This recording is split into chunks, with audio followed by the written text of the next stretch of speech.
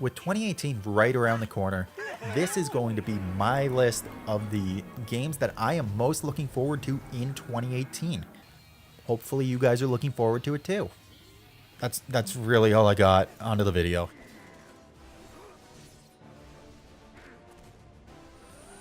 Kingdom Hearts 3. I'd love to put this as a game I look forward to in 2018, but truth be told, at this rate, I don't believe it's coming out in 2018, so it's getting an honorable mention. The game looks fantastic, with little trailers and new worlds coming out every few months. And as the closing game in the series arc, I don't mind them taking as long as they need to get this right. Regardless of how long it may take, I'll still wait with bated breath until the day Sora, Donald, and Goofy return as the heroes we need. Monster Hunter World, January 26th, 2018. Monster Hunter World is the latest installment in the long-running Monster Hunter series. In this iteration, they finally are releasing it on all platforms. This one features online co-op to play with your friends, and it feels a bit more accessible to newcomers as well.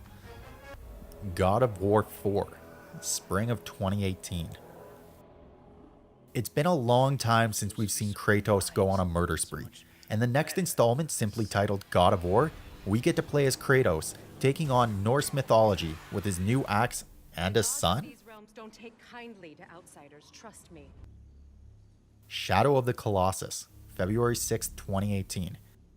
Seems like every few years they re-release Shadow of the Colossus, but for good reason, I guess. As one of the more modern games involving isolation and a mystery plot, it's not a bad game for people to replay. Secret of Mana, February 15th, 2018.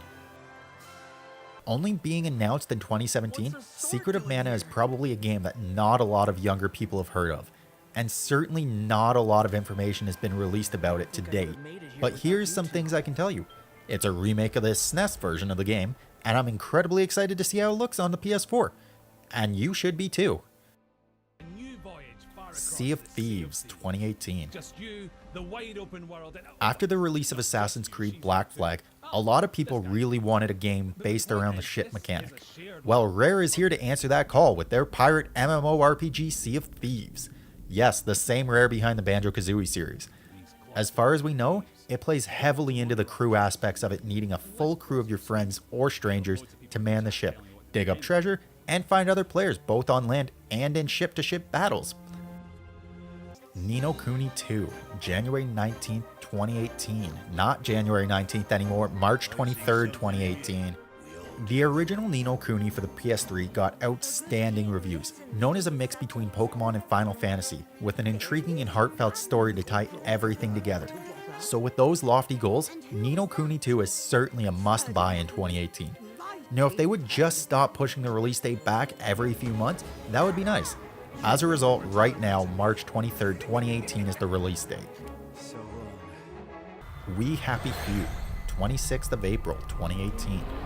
We Happy Few is an upcoming survival horror game that takes place in a dystopic Britain where the Germans won World War II. In this alternate timeline, the people take a hallucinogenic drug known as joy to censor the world around you. You play as one of the 3 characters trying to escape the city before the collapse of society.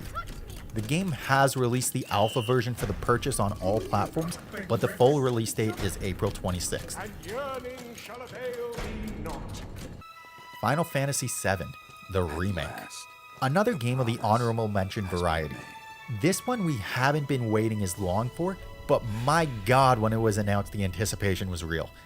Just looking at the very few trailers and gameplay that have been released, I can't wait to get my hands on this game and see just how far we have come in 20 plus years. Code Vein 2018. After the end of the Dark Souls series, Namco Bandai decided they needed a new IP, and they came up with this.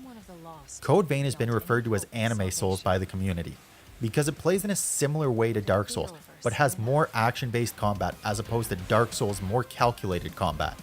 It takes place in a post-apocalyptic world where humanity is dead and vampires are the only beings left. The ones that don't feed turn into monsters that the players have to fight. But every time you go around, you almost forget. That we were all human once.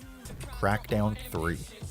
Crackdown is a long-running series originating on the Xbox 360, about a team of cybernetically enhanced police known as agents, tasked with taking down the higher organized criminal and mutants in the Pacific City.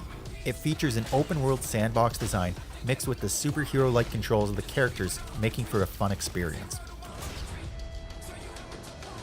Call of Cthulhu 2018. Whoever came up with this title killed them. Call of Cthulhu is a psychological survivor horror game based on the work of H.P. Lovecraft.